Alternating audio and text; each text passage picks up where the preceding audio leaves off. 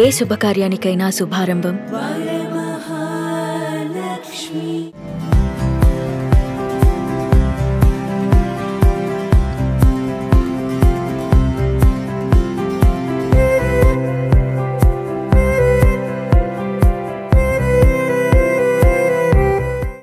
Hi hello welcome to Suman TV. నేను మీ Roshan. Present మనం చెన్నైలో ఉన్నాం అనమాట. చెన్నైలో ఉంటే మీకు తెలిసిందే ఎంతోమంది లెజెండరీ యాక్ట్రెస్ వాళ్ళ awards rewards at the same time వాళ్ళు సాధించిన అచీవ్మెంట్స్ సుమన్ టీవీ ద్వారా మీ అందరికీ తెలియజేయడం ఎప్పటికప్పుడు జరుగుతూనే ఉంది. చెన్నైలో 100కు పైగా ఇప్పటి వరకు లెజెండరీ యాక్ట్రెస్ని చూపించిన one and only channel in Telugu అంటే మనకి సుమన్ టీవీ ఒక్కటే గుర్తొస్తుంది.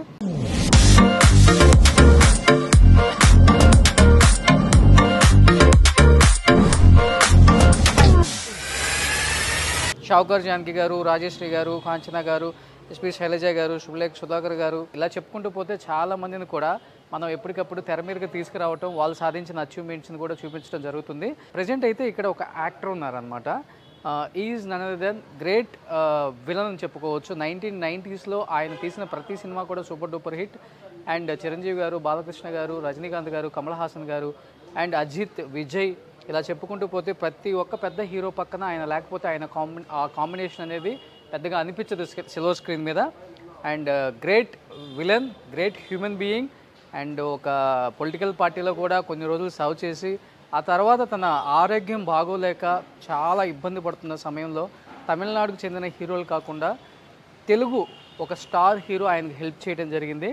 ఆ హెల్ప్ అనేది తమిళనాడులో ఒక సంచలనం అయిపోయింది అండ్ తెలుగులో కూడా దీని గురించి పెద్దగా మాట్లాడుకోవడం జరుగుతుంది అనమాట.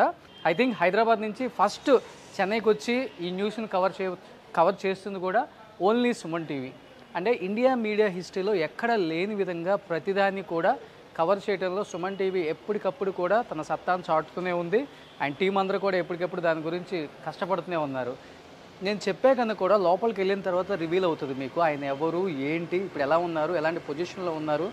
అన్ని వందల కోట్లు సంపాదించి అన్ని సినిమాలు చేసి ఒక ప్రొడ్యూసర్గా, డైరెక్టర్గా, ఒక యాక్టర్గా అన్ని చేసిన అతను ఎందుకు ఒక చిన్న ఇంట్లో ఉండాల్సి వస్తుంది, తన ఆరోగ్యం ఏమైపోయింది, అసలుకి ఎందుకు ఇలా లాస్ట్ రోజుల్లో ఇబ్బంది పడాల్సి వస్తుంది ఆరోగ్యపరంగా, ఒకసారి లోపలికి వెళ్తే కానీ తెలుస్తుంది. ఒకసారి లోపలికి వెళ్దాం.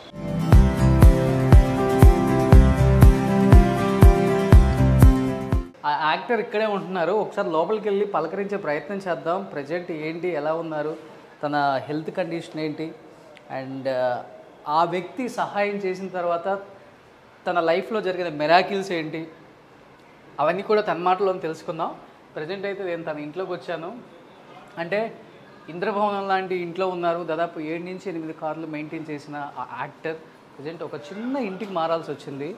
అంటే పరిస్థితులు కొంచెం అటు ఇటుగా మారితే మనం ఎంతవరకు దాన్ని లైఫ్లో మళ్ళీ తీసుకోవాల్సి వస్తుందో కొన్ని లైఫ్ చూసిన తర్వాత అర్థమవుతుంది. బట్ కొంతమంది వ్యక్తులు చేసిన సహాయం వల్ల మళ్ళీ తన లైఫ్ మీద తనకి ఒక మంచి ఇది ఏర్పడింది. తప్పకుండా నేను బతకాలి, ఇంకా చాలా చేయాలి అన్న ఒక స్ఫూర్తిని అయితే ఒక వ్యక్తి తనకి ఇచ్చారనమాట. ఆయన ఎవరో కాదు, మెగాస్టార్ చిరంజీవి గారు. చిరంజీవి గారు తెలిసిన వాళ్ళకే మాత్రం కాకుండా తెలియని వాళ్ళకి కూడా ఎంతోమంది ఇబ్బంది పడుతున్నారు. అంటే నేనున్నాను, మా కుటుంబం ఉంది, ఇబ్బంది లేదు, మా ఇంటి నుంచి ఎలాంటి సహాయం కావాలన్నా కానీ ఎప్పుడు మా ఇంటి డోర్లు తెరిచే ఉంటాయి అని చెప్పేసి ఎప్పుడు కూడా అందరికీ ఒక మనోధైర్యాన్ని ఇస్తారు. ఎస్, గ్రేట్ చిరంజీవి గారు నిజంగా చాలామందికి ఇన్స్పిరేషన్ అని చెప్పుకోవచ్చు. యాజ్ ఏ హీరోగానే కాకుండా రియల్ లైఫ్లో కూడా హీరోగా మీరు ఎంతోమంది ప్రాణాలను నిలబెట్టారు. వాళ్ళందరూ కూడా ఈరోజు బికాజ్ అన్నం తిన ప్రతిసారి అనుకుంటారు జై చిరంజీవ అని, జై చిరంజీవ అని. ఎస్, డెఫినెట్గా ప్రతి ఇంట్లో అయితే ఆ నినాదం వినిపిస్తూనే ఉంటుంది. తెలియని వాళ్ళు చాలామంది చాలా రకాలుగా మాట్లాడతారు తెలుగు ఇండస్ట్రీలో ఆయన ఎవరికి ఏం చేశారు ఇంత పెద్ద స్టారు అని. ఎస్, నేను చెప్తున్నాను, తెలిసిన వాళ్ళకి తెలియని వాళ్ళకి ఆయన చేసే సహాయంలో మనం ఒక్క 10 పైసలు వంతు చేసినా కానీ మనకు పుణ్యం ఎప్పుడైనా కానీ ఏదో ఒక జన్మలో వస్తుంది. ఆయన తెలిసి చేసినవి చాలా తక్కువ ఉంటాయి, తెలియకుండా చేసినవి కొన్ని లక్షల్లో ఉంటాయి అన్నమాట. ఇప్పుడు నేను చెప్పే ఈ వ్యక్తి గురించి కూడా సాధారణ విషయం కాదండి. తమిళనాడుకు చెందిన ఒక యాక్టర్ అయినప్పుడు కూడా అన్న నాకు హెల్త్ బాగాలేదని ఒక ఫోన్ చేస్తే దాదాపు 50 లక్షలు తనకి సహాయం చేశారు. 50 లక్షలు, నేను చెప్పేది 50,000 కాదు, 5 లక్షలు కాదు, 50 లక్షలు సహాయం చేశారు. ఇంకెందుకు ఆలస్యం, ఎస్ ఇప్పటికి నేను రివీల్ చేశాను కదా, పొన్నం బాలం గారు. పొన్నం బాలం గారు అంటే మనకి ఎన్ని సినిమాలు తెలుగులో, హిట్లర్, ముత్తు, ముగ్గురు మొనగాళ్ళు, ఘరానా మొగుడు సూపర్ డూపర్ హిట్స్ అనమాట. ఈయన సిల్వర్ స్క్రీన్ మీద ఆ హీరోతో కాంపిటీషన్ పోటీ లేకపోతే స్క్రీన్ మీద ఆడియన్స్ చాలా అంటే చాలా డల్గా ఉంటారనమాట. అలాంటి ఫైట్స్ ఆ రోజుల్లో రియల్ ఫైట్స్ అనమాట ఈయన చేసినవన్నీ కూడా. ఆ స్టంట్స్ అనేది ఎవరు చేయలేరు. ఇప్పటికీ అలానే చాలా స్ట్రాంగ్గా ఉన్నారు. ఇప్పుడు ఉన్నానంటే చిరంజీవి గారే కదా, ఆ దేవుడు లేకపోతే నేను లేదు. అంతే. నిజంగా చిరంజీవి గారు మీ జీవితంలో ఒక వెలుగు నింపారని చెప్పేసి చాలా తక్కువ మందికి తెలుసు తెలుగులో. I think this is the first news channel Telugu నుంచి ఇక్కడికి వచ్చి కవర్ చేయడం కూడా. అక్కడి నుంచి వచ్చారు కదా. అవును. జై శ్రీరామ్, అందరికీ జై శ్రీరామ్ ఉన్నారు. బట్ హెల్త్ బాగాలేదని ఒక మెసేజ్ పెట్టారని నేను తమిళ ఛానల్లో విన్నాను చిరంజీవి గారికి. ఇమ్మీడియట్గా రియాక్ట్ అయిపోయారా? అయ్యో, ఆ టైం ఇవ్వలేదే. వితిన్ 2 minutes డైరెక్ట్గా లైన్లో వచ్చారు. అది పొన్నంపులం, నేను ఇప్పుడు షూటింగ్ జరుగుతుంది నేపాల్లో, అక్కడ అందుకే నేను ఫోన్ తీయలేదు అంటే 2 minutes ఇమ్మీడియట్గా వచ్చారు. వచ్చి నాకు ఎలాగా ఉన్నారు అన్నాడు. నేను శరీరం బాగలేదు అని మళ్ళీ ఇప్పుడు చెప్తాం, క్లియర్గా చెప్తాం. అప్పుడే అందరికీ ఆ న్యూస్ బహిరంగం కావాలి కదా.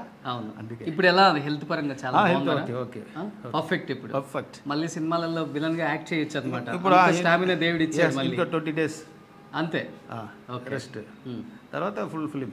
ఓకే. సో ప్రెజెంట్ అయితే ఇక్కడ ఉంటున్నారు. మనం స్టార్ట్ చేస్తాం. ఎస్.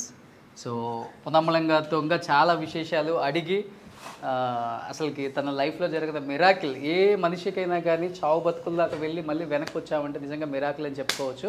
ఆ miracle because of megastar Chiranjeevi గారి రూపంలో వచ్చింది కాబట్టి జై చిరంజీవ అండ్ జై హనుమాన్ అంటారు ఆయన ఎప్పుడు కూడా. ఇంకెందుకు ఆలస్యం, let's start the interview with Ponnambalam sir.